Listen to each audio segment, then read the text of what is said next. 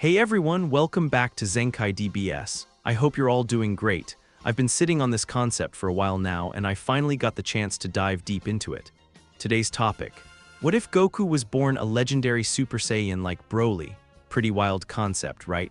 Before we jump in, I notice a lot of you watch but haven't subscribed yet, and honestly, I barely get any comments. I genuinely read every single one and they mean the world to me, so please drop your thoughts below. Also, hit that notification bell so you never miss an upload. Alright, let's get into this. Location, Planet Namek time. Final battle with Frieza. The scream that tore from Goku's throat wasn't human. It wasn't even Saiyan. It was something primal, something ancient, something that made the very air around him burn with raw, untamed power. Golden light erupted from his body like a solar flare, but there was something wrong with it. Something that made Vegeta's blood freeze in his veins as he watched from the rocky outcropping where he'd collapsed. "No," the Saiyan prince whispered, his voice barely audible over the howling wind that had suddenly picked up around them. "It can't be." Krillin's lifeless body lay motionless in the crimson dust of Namek, his best friend's life snuffed out like a candle in Frieza's cruel grip just moments before.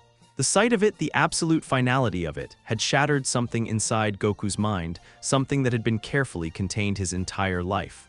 The golden aura around him began to shift, flickering like a flame caught in a hurricane. Green. The light was turning green. What is this?" Frieza backed away, his usual composure cracking for the first time since their battle began.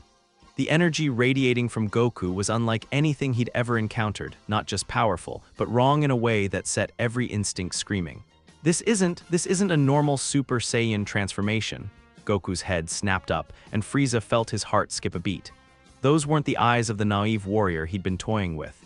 They were blank, emotionless, filled with nothing but an endless well of rage.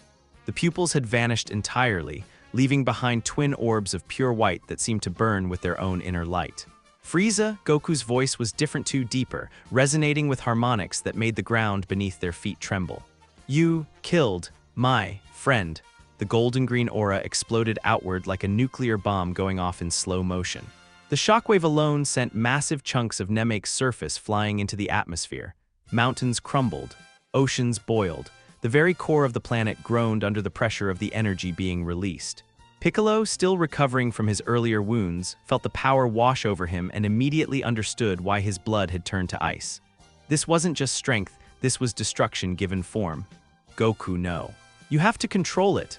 But Goku couldn't hear him. Couldn't hear anything except the roaring of power in his ears and the echo of Krillin's final scream.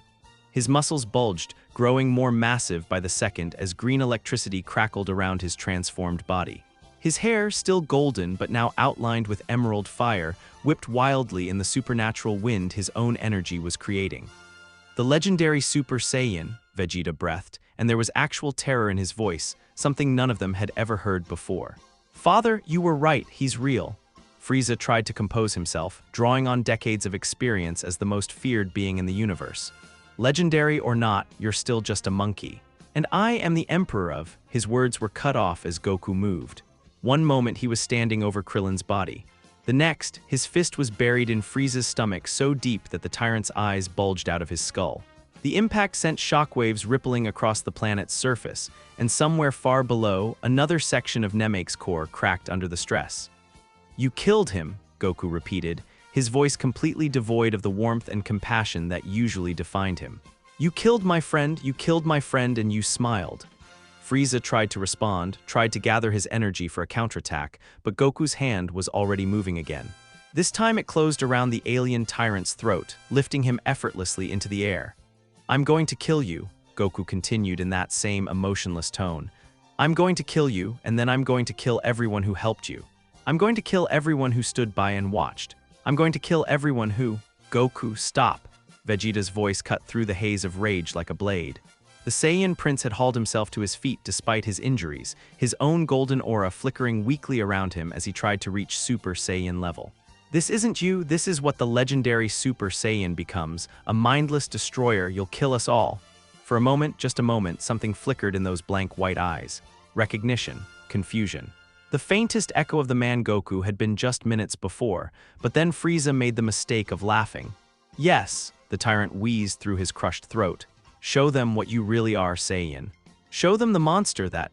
The energy beam that erupted from Goku's free hand vaporized Frieza's left arm completely. The scream that followed was unlike anything any of them had ever heard, pure agony given voice. "Don't," Goku said simply. "Talk."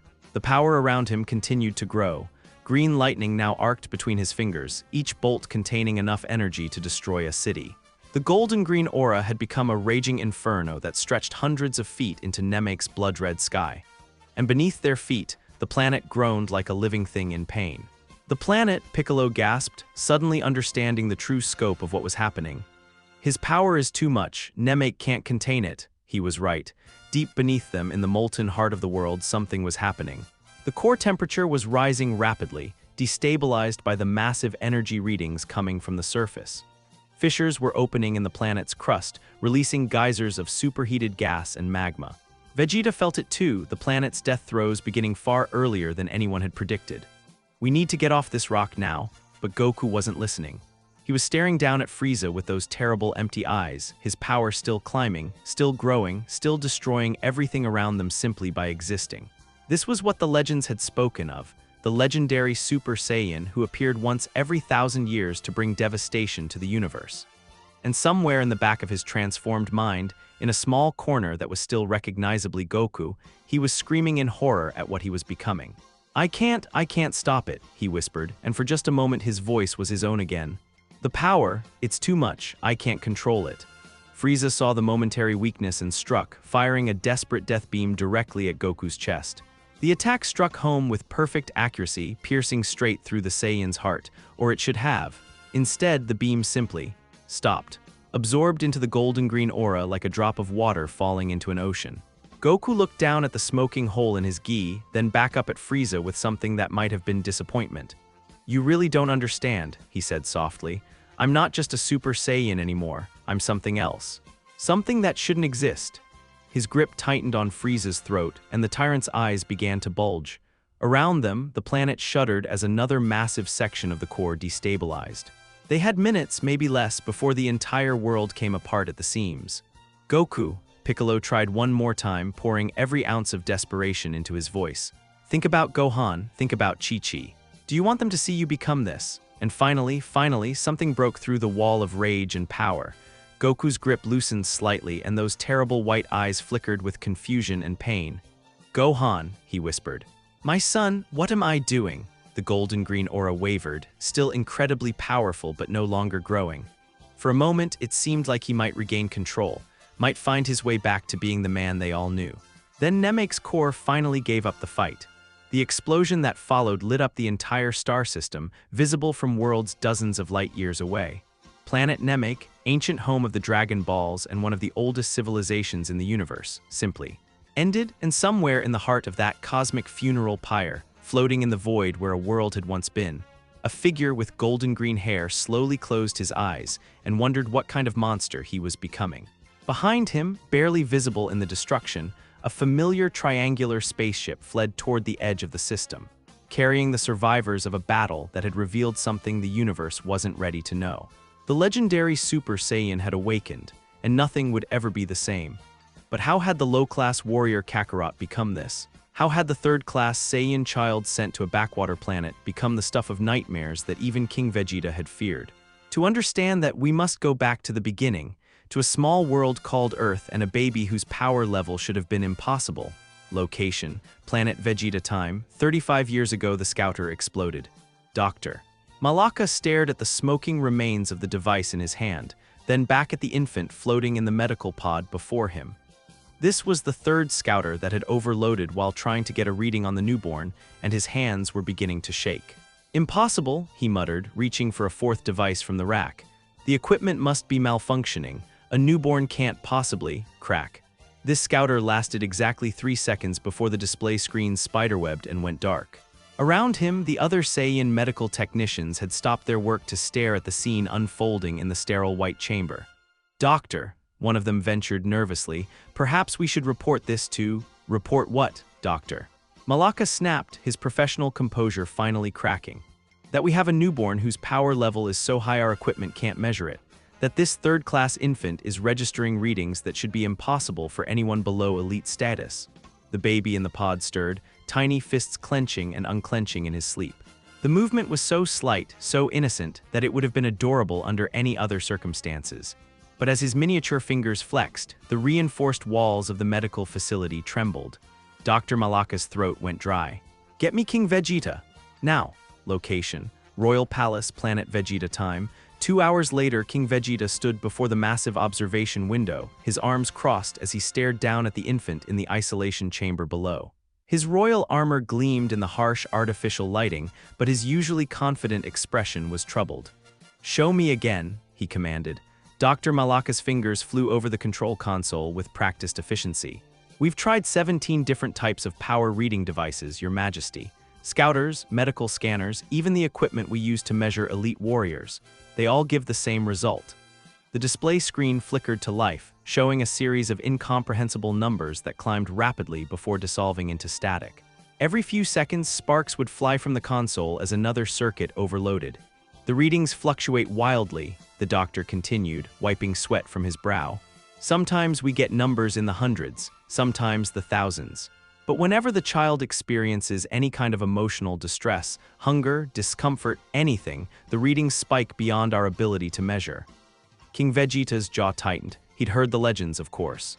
Every Saiyan royal had them passed down through generations of kings and princes. Stories told in hushed whispers about a warrior who would appear once every millennium, a Saiyan whose power would dwarf even the strongest elites. The legendary Super Saiyan, but those were just stories. Myths created to inspire fear and respect among the lower classes. They weren't supposed to be real. "What's the infant's designation?" he asked quietly. "Third-class warrior, Your Majesty. Parents are Bardock and Guinea, both low-level fighters. The child's name is..." Dr. Malaka consulted his records. "Kakarot." "Kakarot," King Vegeta repeated the name, tasting it like something bitter on his tongue. A third-class child with power that made his own royal bloodline look weak by comparison. The irony would have been laughable if it wasn't so terrifying. Below them, baby Kakarot began to cry. The sound started as any normal infant's wail, high-pitched, demanding, annoying in the way that all baby cries were annoying. But as the child's distress grew, something else began to happen. The air in the chamber started to shimmer with heat distortion. The walls groaned under some invisible pressure, and then the shockwave hit. It wasn't visible, not exactly, but everyone in the observation deck felt it like a physical blow to the chest. The reinforced transparasteel window cracked down the middle with a sound like thunder. Emergency alarms began blaring throughout the facility as structural sensors detected dangerous stress levels in the building's foundation. "Shut off the alarms," King Vegeta ordered tersely, "and clear the building. I want everyone out except essential personnel." "Your Majesty," Dr. Malaka protested, "if we evacuate now, the child will be left unsupervised. If another episode occurs while this facility is fully staffed, we'll have a massacre on our hands." The king's voice was cold, calculating. "Look at your readings, doctor. Look at what a crying infant just did to a building designed to withstand key blasts from elite-class warriors." Dr. Malaka looked, and his face went pale. The structural damage sensors were lighting up like a festival display, showing cracks and stress fractures throughout the medical center's framework. A baby's cry had nearly brought down a military-grade facility. "What do we do with him?" the doctor whispered. King Vegeta was quiet for a long moment, his mind racing through possibilities and their consequences. He could have the child eliminated, of course. One quick energy blast would solve the problem permanently. But if this truly was the legendary warrior of Saiyan myth, killing him might bring about consequences none of them could predict. Besides, there was another consideration, a more practical one. "Frieza," he said finally, "Your Majesty, Lord Frieza has been concerned about Saiyan power levels recently. He's been asking more questions, demanding more detailed reports on our strongest warriors." King Vegeta's reflection in the cracked window showed a man calculating odds he didn't like. If he learns about this child, if he discovers we have a Saiyan with potentially unlimited power, Dr. Malaka understood immediately. Frieza's paranoia about Saiyans was well known throughout the Empire. The discovery of a legendary warrior would likely trigger an immediate purge, not just of Kakarot, but of their entire race. "We send him away," King Vegeta decided, "far away. To some backwater planet where his power levels won't attract attention.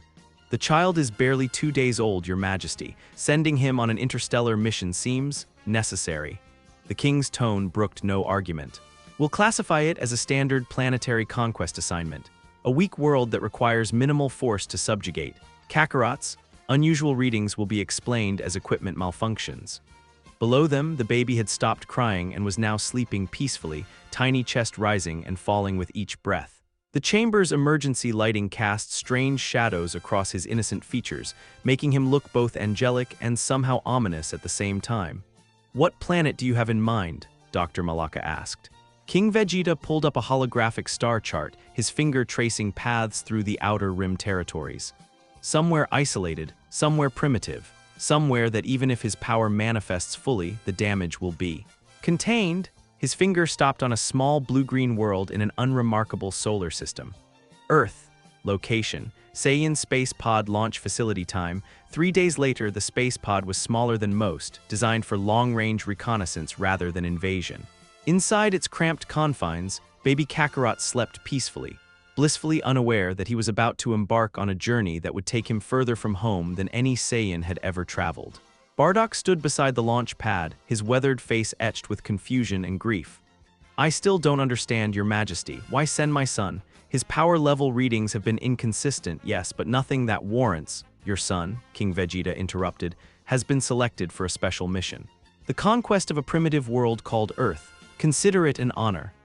Bardock's scouter had been giving him strange readings about Kakarot for days now, numbers that made no sense, displays that flickered and sparked whenever he tried to get accurate measurements. But he'd assumed it was just faulty equipment. The idea that his newborn son possessed power that threatened their entire world was beyond his comprehension. "The planet is inhabited by weaklings," the king continued. "Your son will easily be able to eliminate the native population and claim the world for our empire. It's a simple assignment." What King Vegeta didn't mention was the detailed briefing he'd had with his scientists just hours before. Earth's gravity was slightly lighter than planet Vegeta's, which might help contain Kakarot's developing power. The planet's population showed no signs of advanced key manipulation, meaning there would be no one capable of training the child to access his full potential. Most importantly, Earth was so far from the galactic core that even if something went wrong, it would take years for word to reach Frieza's forces. The perfect prison disguised as a mission.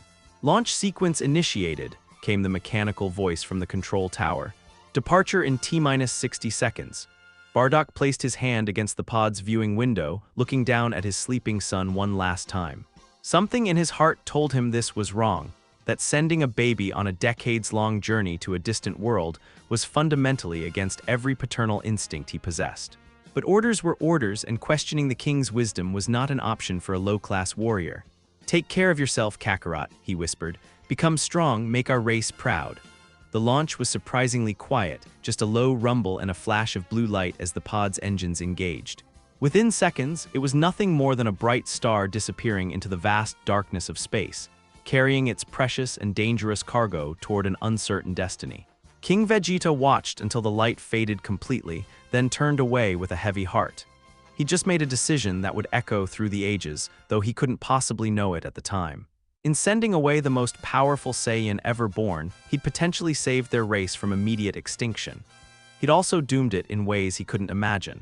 Because somewhere in the depths of space, a baby with the power to shake mountains was dreaming, and his dreams were filled with golden green light. Location: Mount Paozu, Earth time. 33 years ago, the crater was enormous. Grandpa Gohan stood at its edge, peering down at the smoking remains of what had once been his favorite meditation spot.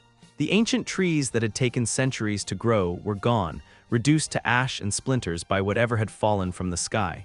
The rock formations he'd used for training were pulverized. Even the small stream that had run through this part of the forest had been diverted by the impact. And in the center of it all, barely visible through the settling dust and smoke, was a strange spherical object that definitely hadn't been there yesterday morning. "Well," he said to himself, stroking his white beard thoughtfully, "that's new." Grandpa Gohan had lived on Mount Paozu for most of his adult life, and in all those years, nothing more exciting than the occasional lost hiker had ever disturbed his peaceful existence. He was a martial artist by trade and temperament, someone who valued the quiet contemplation that came with mountain living. Mysterious objects falling from the sky were definitely outside his usual experience. Still, curiosity had always been one of his defining traits. The descent into the crater was treacherous, with loose rocks and unstable footing making every step a potential disaster. But Gohan's decades of martial arts training served him well, and within a few minutes he'd reached the bottom of the impact site. Up close, the object was clearly some kind of vehicle. It was roughly spherical, made of a metal he didn't recognize, with strange symbols etched into its surface. Most importantly, it had what looked like a viewing window set into one side. A viewing window that showed the face of a sleeping baby. "Oh my," Gohan breathed, his protective instincts immediately kicking in. "Oh, you poor little thing." It took him nearly an hour to figure out how to open the strange craft, and when he finally managed it, the baby inside immediately began to cry. The sound was normal enough, the hungry, confused wail of an infant who'd been away from food and comfort for far too long. But as Grandpa Gohan reached down to lift the child from his unusual cradle, something extraordinary happened. The baby's crying suddenly intensified, and with it came a pressure that made the old martial artist's knees buckle. The air around them began to shimmer with heat, and the metal walls of the space pod started to bend outward as if pushed by invisible hands. "Easy there, little one," Gohan said quickly, his voice taking on the soothing tone he'd once used to calm wild animals. "Easy, you're safe now, no one's going to hurt you." The pressure lessened slightly but didn't disappear entirely. As Gohan carefully lifted the baby into his arms, he could feel power radiating from the tiny body, not malicious, not controlled, just raw potential that seemed barely contained by the child's small frame. "Well," he said, looking down into a pair of innocent black eyes that seemed far too aware for a newborn. "I suppose you'll be staying with me for a while. Can't very well leave you out here in the wilderness." The baby gurgled happily at the sound of his voice, tiny hands reaching up to grab at Gohan's beard. The gesture was completely normal, completely human, but the old martial artist could swear he felt the mountain beneath their feet tremble just slightly in response.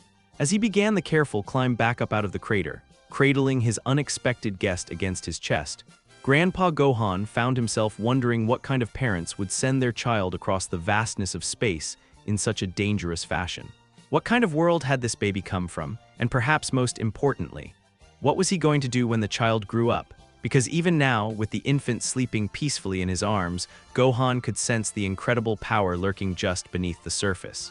This wasn't a normal baby, no matter how normal he might look. This was something else entirely, something that might one day be capable of moving mountains. Literally. Location: Grandpa Gohan's house, Mount Paozu time. 6 months later, the house was in ruins. Again. Grandpa Gohan sat on what remained of his front porch, surveying the damage with the weary resignation of a man who'd gotten used to rebuilding his home on a monthly basis. The walls were cracked, the roof had partially collapsed, and his furniture was scattered across the mountainside like leaves in a hurricane. All because baby Goku had woken up from his nap in a bad mood. "Well, little one," he said to the infant sitting contentedly in his lap, "I suppose it's time for another reconstruction project." Baby Goku, he'd named the child after his grandfather's dying wish, looked up at him with those impossibly innocent eyes and smiled. The expression was pure joy, pure love, completely at odds with the destruction surrounding them.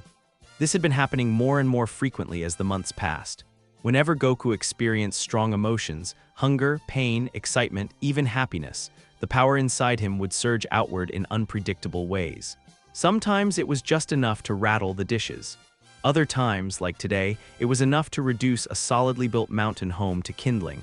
The strangest part was that Goku himself never seemed to be affected by these episodes. The energy that could shatter stone and bend steel never harmed the baby who was generating it. It was as if he existed in a small bubble of safety at the center of each destructive storm. Gohan had tried everything he could think of to help the child control his power. Meditation techniques, breathing exercises, even attempting to teach basic key control to someone who couldn't yet form complete words. Nothing worked. The power seemed to have a mind of its own, responding to Goku's emotions rather than his conscious will. The worst part were the nights. Every few weeks, when the moon was full, something even more dramatic would happen. Goku would transform, his body growing massive, sprouting fur, becoming something that was definitely not human. In that form, his power increased exponentially, and his control over it disappeared completely. The first time it had happened, Gohan had barely escaped with his life. Now, he made sure to keep track of the lunar calendar and ensure that both he and Goku were safely away from anything fragile when the full moon rose. "You're going to be quite the martial artist when you grow up," he said, gently bouncing Goku on his knee. assuming we can figure out how to channel all that energy constructively. Goku babbled something that might have been an attempt at words, then clapped his tiny hands together in delight.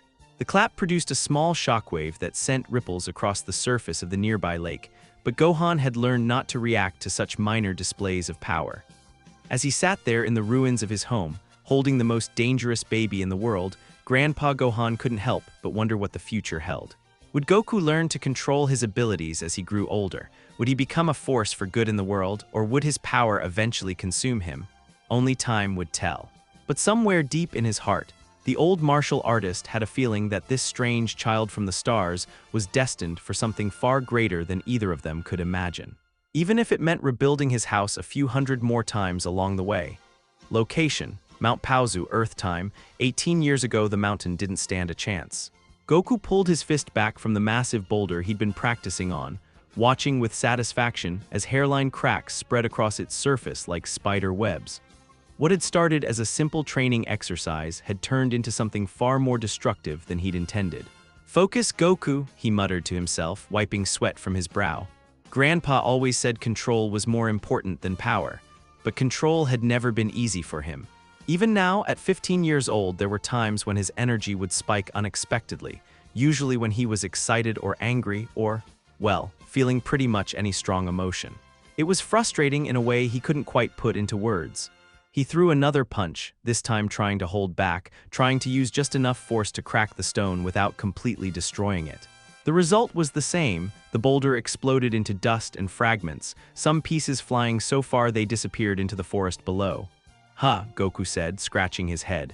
"Maybe I should try a smaller rock." What he didn't notice was the way the air around his fist had shimmered just before impact, or how the golden aura that sometimes flickered around him during training had contained the faintest hint of green.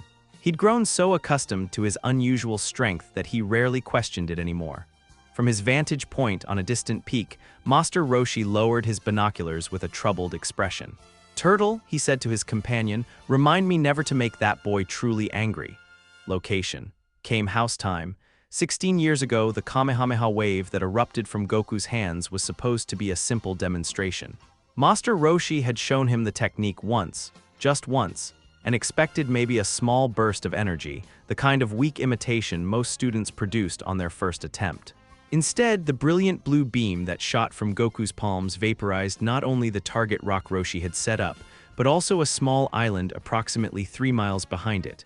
The silence that followed was deafening. Did I do it right, Master Roshi?" Goku asked cheerfully, apparently unaware that he'd just performed a technique that had taken the turtle hermit 50 years to perfect. Roshi's sunglasses had slipped down his nose, and he was staring at the empty patch of ocean where an island had been just moments before. "Goku," he said slowly, "how long did you say you've been training?" My whole life, I guess. Grandpa Gohan taught me the basics before he, And you've never had any formal instruction? No other masters? No special training?" Goku shook his head, genuinely confused by the questions. "Just what Grandpa showed me and now what you're teaching me. Why, was that not good enough?" Roshi removed his sunglasses entirely, cleaning them with shaking hands. In all his centuries of life, he'd never encountered natural talent like this. The boy had just performed a master-level technique perfectly on his first try, with enough power to reshape the landscape. There was something else, too. Something about Goku's energy signature that felt different, ancient somehow. Like an echo of something that shouldn't exist in the modern world. "No, Goku," he said finally. That was just fine." But privately, Master Roshi made a mental note to research some very old scrolls when he got home. Scrolls that contained legends he'd always assumed were myths. Location: World Martial Arts Tournament time. 13 years ago, Piccolo Jr. could sense it the moment he stepped into the ring with Goku for their final match. There was something wrong with this human, something that made every instinct the young Namekian possessed scream warnings. It wasn't just the power level, though that was certainly impressive for someone of Goku's age and apparent background. It was the quality of that power, the way it seemed to resonate with frequencies that shouldn't exist, creating harmonics that made Piccolo's teeth ache. "You're not what you appear to be," Piccolo said as they squared off in the center of the ring. "There's something about you, something that doesn't belong on this planet." Goku tilted his head with that innocent confusion that had become his trademark. "I don't know what you mean. I'm just a martial artist who likes to fight strong opponents." No, Piccolo shook his head. You're something else, something older, something that carries the weight of… He paused, searching for the right words. Legends? The fight that followed was brutal and spectacular, but what troubled Piccolo most were the moments between exchanges. Brief instances when Goku's aura would flicker, when his power would spike beyond anything a human should be capable of, when his eyes would flash with an intensity that seemed almost primal. When Goku finally defeated him with a flying headbutt, Piccolo found himself oddly relieved. Not because the fight was over, but because whatever terrible potential he'd sensed in his opponent had remained dormant. For now. Location, Raditz landing site time, 7 years ago impossible, Raditz breathed, staring at the readout on his scouter. This can't be right. He'd come to Earth expecting to find his weak little brother living as a low-class warrior on a primitive backwater planet. What he'd found instead was a power reading that made absolutely no sense according to everything he knew about Saiyan genetics. Kakarot, he called out as Goku approached, flanked by that green-skinned Namekian and a small human child. Your power level, how is this possible? Goku stopped a few feet away, his expression wary but not hostile. I don't know what you're talking about, and my name is Goku. Your name is Kakarot, Raditz snarled, frustrated by his brother's apparent amnesia. You're a Saiyan warrior sent to conquer this pathetic world, but your power readings… He tapped his scouter, hoping the device was simply malfunctioning. They're fluctuating wildly. Sometimes they're normal for a low-class warrior, sometimes they spike into ranges that should be impossible. What Raditz didn't understand was that his scouter was working perfectly. Goku's power was fluctuating, responding to his emotional state in ways that no normal Saiyans would. When he was calm and relaxed, his readings were relatively stable. But when he became angry or protective, especially when he looked at the small boy hiding behind the Namekian, the numbers would jump erratically. You're coming with me, Kakarot, Raditz declared. Prince Vegeta wants to meet this mysterious brother of mine who somehow survived the destruction of our planet. Prince Vegeta, Goku's expression shifted slightly, and for just a moment, Raditz's scouter registered a power spike that made the device's warning beepers activate. Another Saiyan, the Prince of all Saiyans, Raditz confirmed, not noticing the brief energy surge. And when he hears about your unusual development, I'm sure he'll be very interested. The fight that followed revealed even more anomalies. Goku's power seemed to respond directly to his emotional state, spiking whenever his friends were threatened, stabilizing when he was focused on technique rather than raw strength. Most puzzling of all was the moment when Gohan's hidden power exploded outward. Raditz's scouter had detected similar energy signatures from both father and son, as if they shared some kind of unusual genetic trait. As Raditz lay dying, pierced by Piccolo's special beam cannon alongside his stubborn brother, his last coherent thought was a warning he'd never have the chance to deliver. Prince Vegeta, there's something about Kakarot you need to know. Location, spaceship en route to Earth time. 1 year ago, Prince Vegeta stared at the data pad in his hands, reading Raditz's final transmission for the dozenth time. His subordinate's report had been frustratingly incomplete, cut short by his death at the hands of the very brother he'd been sent to retrieve. But what little information had been transmitted was intriguing. Nappa, he called to his hulking companion. What do you know about power level fluctuations in Saiyans? The larger Saiyan looked up from his meal, a piece of alien meat hanging from his mouth. Fluctuations. You mean like when we transform into great apes? No, fool. I mean constant, unpredictable changes in base power level, readings that spike and fall based on emotional state. Nappa chewed thoughtfully for a moment. Never heard of anything like that, Prince. Sounds like faulty equipment to me. But Vegeta wasn't convinced. Raditz had been many things, arrogant, brutal, occasionally stupid, but he'd never been careless with his equipment. If he'd reported power fluctuations, then power fluctuations had occurred. The question was, what could cause such anomalies in a Saiyan warrior? Vegeta pulled up the ancient data files he'd inherited from his father, scrolling through legends and myths that most Saiyans had forgotten. Stories about warriors who appeared once every 1,000 years, tales of power so great it could reshape worlds, the legendary Super Saiyan. Ridiculous, he muttered, closing the files with an angry gesture. Those are children's stories. Myths created to inspire fear in our enemies. But as their ship continued its journey toward the small blue planet where his mysterious brother waited, Prince Vegeta found himself thinking more and more about those ancient legends. About power that fluctuated with emotion. About warriors who could shake the very foundations of reality. about the possibility that the third-class Saiyan called Kakarot might be something far more dangerous than anyone had imagined. Location: battlefield, Earth time.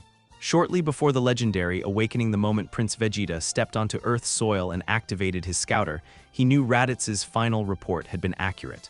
Goku's power reading was impossible to pin down.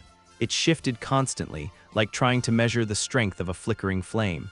Sometimes it registered as merely impressive for a low-class warrior. Other times it spiked into ranges that should have been reserved for elite-level fighters. "Kakarot," Vegeta said as they faced each other across the battlefield. "Your power. It's not normal, is it?" Goku shifted into a fighting stance, his expression serious but not hostile. "I don't know what normal is supposed to be. I just know I'm going to stop you from hurting anyone else." "You don't understand," Vegeta continued, genuinely puzzled by what he was sensing. "Your energy signature, it reminds me of something from the old stories." The fight that followed was brutal and extended, but what disturbed Vegeta most were the moments when Goku's power would suddenly surge beyond all reasonable limits. Brief instances when his golden aura would flicker with hints of another color, when his strength would increase dramatically for no apparent reason. It was during their beam struggle, Vegeta's Gallic gun against Goku's Kamehameha, that the prince finally understood what he was facing. For just a moment, as Goku poured everything he had into his attack, his aura had shifted. The brilliant blue-white energy of the Kamehameha had been outlined in gold, and that gold had contained the faintest trace of green. The color combination that existed in only one legend. "No," Vegeta whispered as he was overwhelmed and sent flying into the sky. "It can't be, he's just a low-class warrior. He's not." He can't be, but even as he fell toward the distant ground, Prince Vegeta knew the truth. Knew why Kakarot's power defied conventional measurement. Knew why his energy signature felt ancient and terrible and wrong. His father's stories hadn't been myths after all. The legendary Super Saiyan was real, and somehow, impossibly, he was about to face him in battle.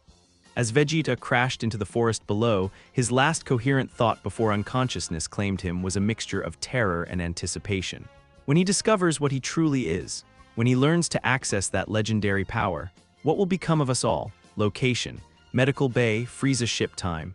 After the battle with Goku on Earth, Prince Vegeta's eyes snapped open, his body jerking upright in the medical tank with enough force to crack the reinforced glass.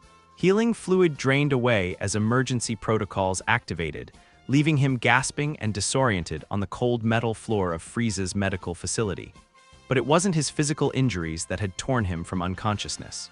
It was the memories, golden green light, power that defied measurement. Eyes that held no trace of the warrior he'd fought, replaced by something ancient and terrible and hungry. "The legendary Super Saiyan," he whispered, his voice hoarse from the healing fluids. "Kakarot he's actually, Prince Vegeta, awake at last." The voice belonged to Zarbon, Frieza's blue-skinned lieutenant, who stood in the doorway with his usual expression of barely concealed disdain. "Lord Frieza has been most eager to hear your report about the battle on Earth." Vegeta's mind raced. How much should he reveal? If Frieza learned that Kakarot possessed legendary power, the tyrant's paranoia about Saiyans would reach new heights. The entire universe could become a battlefield. The mission was complicated, Vegeta said carefully, accepting the battle armor a medical technician offered him. Kakarot proved more resilient than anticipated. Indeed. Your injuries suggested a most thorough defeat. Zarbon's smile was razor-sharp. How humiliating it must be for the prince of all Saiyans to lose to a low-class warrior. Under normal circumstances, such an insult would have triggered an immediate and violent response. But Vegeta's thoughts were elsewhere, lost in memories that felt more like nightmares. "Father, you knew, didn't you? The stories you told me weren't just legends." Location: Royal Palace, planet Vegeta time. 30 years ago, Vegeta's memory, young Prince Vegeta, barely 8 years old, sat at his father's feet in the great throne room, listening with rapt attention as King Vegeta spoke in hushed tones about the ancient legends of their race. "Tell me about the legendary Super Saiyan again, father," the boy had requested, his small fists clenched with excitement. "The one who could destroy entire star systems." King Vegeta had looked troubled by the request, but he'd indulged his son nonetheless. "The legend speaks of a warrior born once every 1,000 years, my son, a Saiyan whose power transcends all understanding of what our race should be capable of. Is he stronger than you, father? Stronger than me? Stronger than any elite warrior? Stronger than—" The king had paused, glancing around to ensure they weren't being overheard. Stronger than even Lord Frieza, perhaps. Young Vegeta's eyes had gone wide. The idea that anyone could be more powerful than their galactic overlord was almost impossible to comprehend. But it's just a story, right? He'd asked. The legendary Super Saiyan isn't real. King Vegeta had been quiet for a long moment, staring out the great windows at the red sky of their homeworld. The legends say he appears in times of great need, my son, when our race faces extinction, when we need a savior or a destroyer. What's the difference? Perhaps there isn't one. The legendary Super Saiyan doesn't choose sides, Vegeta. He simply is a force of nature given form, power without conscience, strength without restraint. The king had turned then, placing a heavy hand on his son's shoulder. Promise me something, Vegeta, if you ever encounter this legendary warrior, if the stories prove to be more than myth, promise me you'll be very, very careful. I promise, father, but it won't happen, right? It's just a story. King Vegeta's expression had been haunted, as if he'd seen something that troubled him deeply. I pray to whatever gods still listen that you're right, my son, for all our sakes. Location. Frieza's ship, present the memory faded, leaving Vegeta standing alone in his quarters, staring at his reflection in the polished metal walls. His father's warnings echoed in his mind, taking on new and terrible meaning in light of what he'd witnessed on Earth. Power without conscience, strength without restraint. That description fit perfectly with what he'd seen when Kakarot had transformed, the complete absence of the warrior's usual compassion and restraint, the mindless hunger for destruction that had replaced his normal personality. Vegeta activated his personal computer, accessing the royal archives he'd inherited from his father. Most of the data files had been encrypted, hidden away in the deepest vaults of Saiyan knowledge. Files that contained information too dangerous to be widely known. The search parameters he entered were simple: legendary Super Saiyan. Historical records, eyewitness accounts. What came back made his blood run cold. The first file was a fragment of a transmission from a long-dead star system. The message was corrupted, barely readable, but certain phrases stood out with chilling clarity. Golden hair that burns with green fire, power level readings beyond our instrument's ability to measure. Entire fleet obliterated in minutes. Recommend immediate evacuation of all populated worlds within 50 light-years. The second file was worse. A detailed report from a Saiyan exploration team sent to investigate the destruction of an ancient civilization. The text was clinical, professional, but the implications were horrifying. Planetary survey indicates complete sterilization of life. Surface temperature suggests sustained energy bombardment lasting several standard days. Geological analysis reveals energy signatures consistent with. Data corrupted, recommend classifying this system as permanently hazardous to navigation. File after file painted the same picture: civilizations erased, star systems left barren. Entire sectors of space declared off-limits due to residual energy that could disrupt ship systems decades after the attacks. And at the center of every report, every fragment of testimony, was the same description. A warrior with golden green hair and eyes like empty stars. The legendary Super Saiyan. Vegeta's hands were shaking as he reached the final file in the archive. This one was different from the others, personal rather than official, written in his father's own hand. Personal log, King Vegeta. Stardate 2731.4. Today I made a decision that may damn our entire race, but I pray it will save us from immediate extinction. The child Kakarot has been sent away from our world, dispatched to a primitive planet called Earth under the pretense of a conquest mission. The truth is far more complex. His power readings are unlike anything in our recorded history. The doctors believe, no, they know, that he carries the genetic markers of the legendary Super Saiyan. If Lord Frieza were to discover this, he would not hesitate to destroy every Saiyan in existence rather than risk facing such a warrior in combat. I have condemned an innocent child to exile, possibly to death. But if the legends are true, if young Kakarot truly possesses the power of legend, then perhaps distance and isolation will prevent him from ever accessing his full potential. Perhaps a primitive world like Earth will keep him weak, unfocused, unable to become the destroyer of worlds that our mythology describes. I pray I am making the right choice, for if I am wrong, if Kakarot ever discovers what he truly is, then the universe itself may not be large enough to contain the consequences.